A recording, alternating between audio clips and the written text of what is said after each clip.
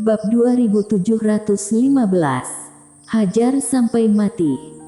Ketika warrior yang pergi muncul beberapa orang berpakaian hitam di depannya. Beberapa bayangan hitam ini memberi hormat kepada warrior yang. Ketua dari mereka berkata, "Yang mulia meminta kami datang membantu Tuan Yang. Saya hitam dua, kalau Tuan Yang membutuhkan bantuan apa, silakan panggil kami." Beberapa orang ini adalah anak buah dari orang misterius yang komunikasi dengan warrior yang menggunakan batu transmisi suara. Warrior yang menganggukkan kepala dan berkata, "Aku ingin membangun kembali kota ini."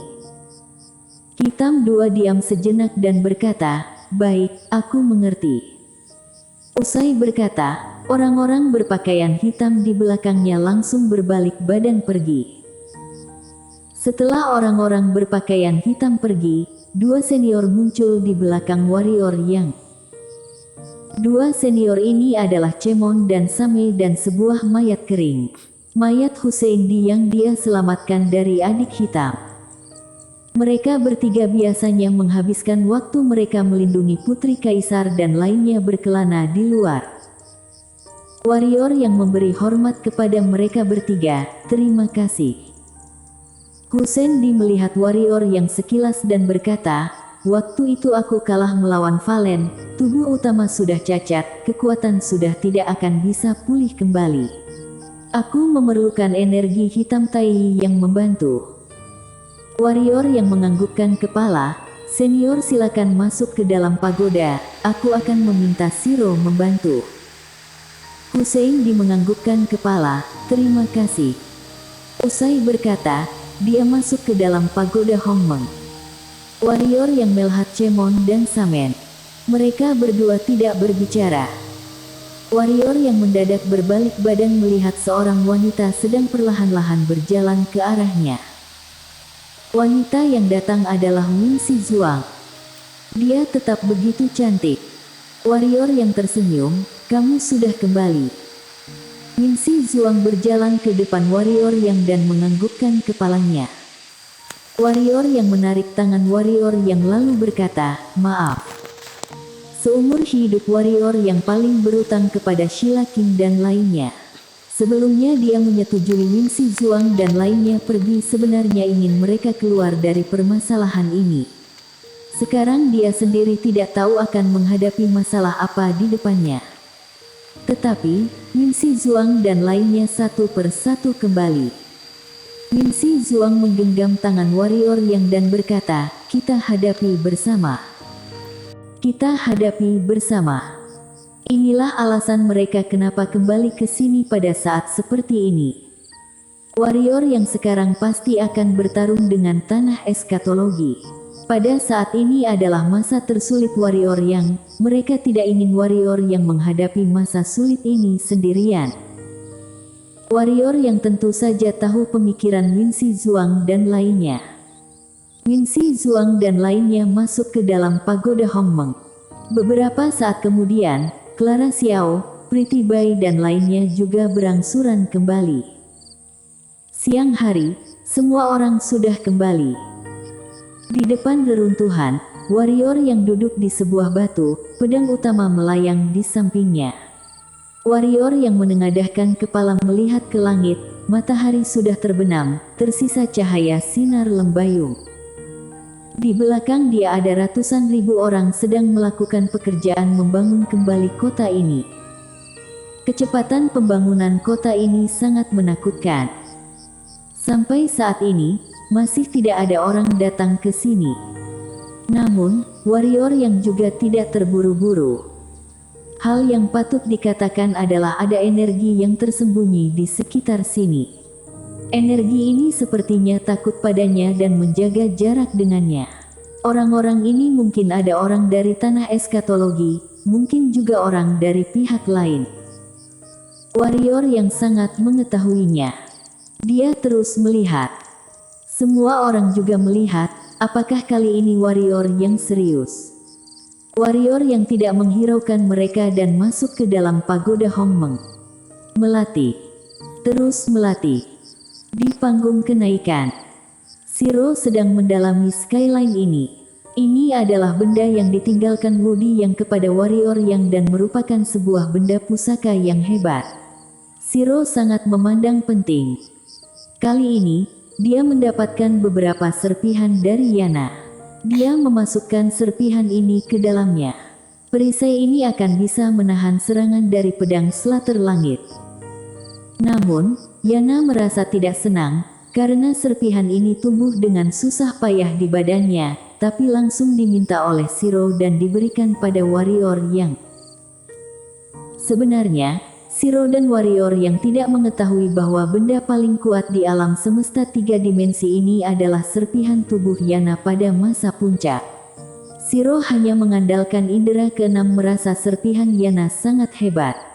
Sayangnya, serpihan Yana terlalu sedikit. Beberapa saat kemudian, Zero mendadak mengangkat skyline ke hadapan Yana. Pada saat ini, Yana sedang duduk bersila dan memejamkan mata. Zero terbang ke atas kepala Yana, lalu memegang skyline dan menggosokkannya kedua tanduk di kepala Yana. Seraas. Muncul percikan api.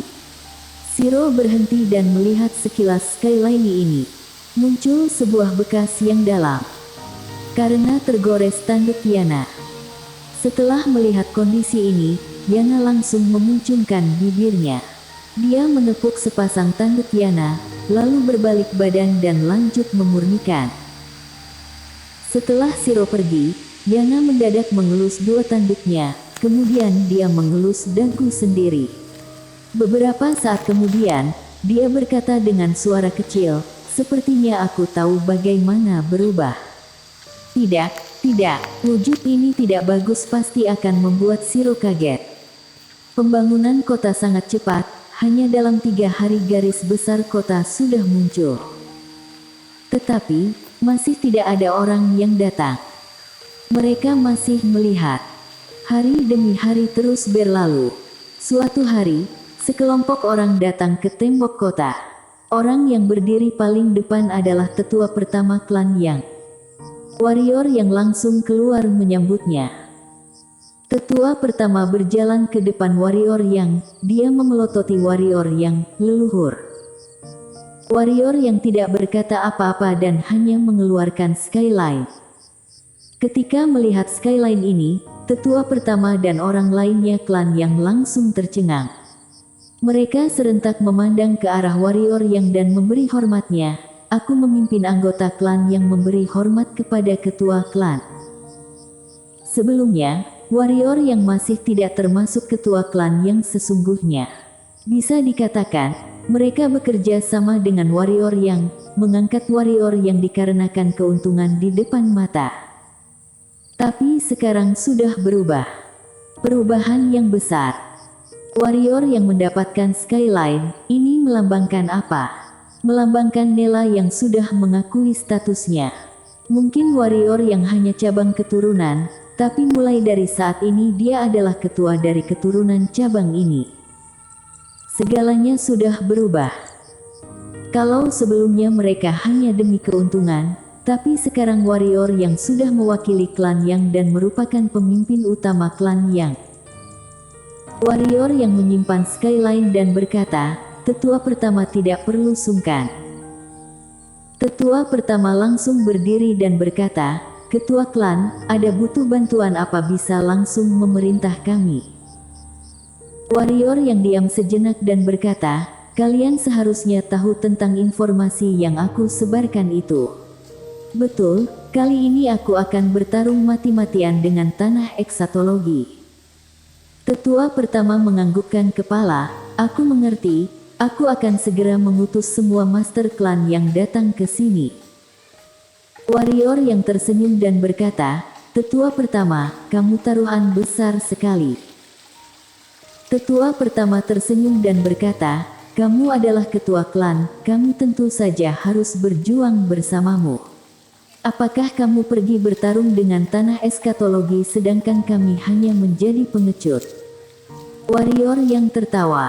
Dengan demikian mereka menerima kelompok pertama yang datang ingin mengembangkan kota ini. Klan Yang. Setelah klan Yang bergabung, Kemudian ketua klan Reanimation dan ketua klan Tianwu juga bergegas datang. Sebelumnya mereka juga sedang melihat. Mereka tidak berani taruhan untuk mengikuti warrior yang juga hal yang wajar. Karena bagaimanapun juga tanah eskatologi sangat kuat dan pihak yang mendukung warrior yang sangat sedikit. Meski warrior yang memiliki kemampuan yang hebat, dia masih muda. Kelihatannya tidak begitu bisa diandalkan. Meski dia adalah pilihan langit, semua orang masih tidak percaya dan tidak ada yang berani datang membantu warrior yang. Namun, klan Tianwu dan klan Reanimation akhirnya datang juga. Karena dua ketua klan ini memahami sikap warrior yang. Jika tidak bisa menghadapi masa sulit bersama, maka jangan harap bisa menikmati hasil bersama. Klan yang sudah menentukan pihak yang mereka pilih. Andai saja mereka masih tidak keluar, maka kedepannya mereka muncul juga tidak ada maksud apapun. Orang yang membantu di masa sulit tentu saja akan lebih berharga daripada orang yang membantu di masa baik. Warrior yang juga keluar menyambut dua klan ini. Frido melihat warrior yang langsung tersenyum. Saudara warrior, lama tidak berjumpa, kamu semakin kuat saja. Sekarang seranganmu sudah tidak mungkin bisa ditahan oleh Master Alang penguasa takdir. Warrior yang tertawa dan berkata, Kak Frido, selamat datang. Usai berkata, dia memandang ketua klan Reanimation, Senior, selamat datang bergabung ke sini. Kalian berdua dari sini, aku akan berjanji ke depannya akan bersama-sama dengan kalian menghadapi berbagai masalah. Setelah mendengar perkataan ini, ekspresi wajah dua orang ini langsung berubah. Frido juga mulai serius. Janji ini sangat kuat. Sekarang warrior yang adalah Master Alang penguasa takdir, memiliki kekuatan membunuh Master yang satu tingkatan. Ditambah lagi, sekarang dia masih muda, kekuatan pasti akan bisa meningkat menjadi lebih menakutkan. Bisa dikatakan, asalkan warrior yang tidak mati dan memenangkan pertarungan ini, maka mereka akan selamanya berada di alam semesta ini. Ketua klan Reanimation dan ketua Frido saling memandang. Beberapa saat kemudian, Frido tersenyum dan berkata, Saudara warrior, katakan saja, apa yang harus kami lakukan? Apa yang perlu dilakukan? Warrior yang tersenyum dan berkata, tentu saja menghajar mereka sampai babak belur. Haha. Warrior yang dan semua orang berjalan ke tengah kota. Sepanjang perjalanan, Frido terus melihat kondisi sekitar dan berkata, kota ini memerlukan sedikit formasi. Warrior yang memandang Frido, apakah kamu pandai? Frido menggelengkan kepala, masalah formasi, klan Tianwu tidak mahir, tapi aku bisa memperkenalkan satu orang kepadamu. Siapa? Tanya warrior yang. Frido tersenyum dan berkata, Daus Chen. Orang ini berasal dari klan Yue, salah satu dari 10 klan. Dalam 10 klan ini bisa dikatakan teknik formasi klan Yue paling hebat.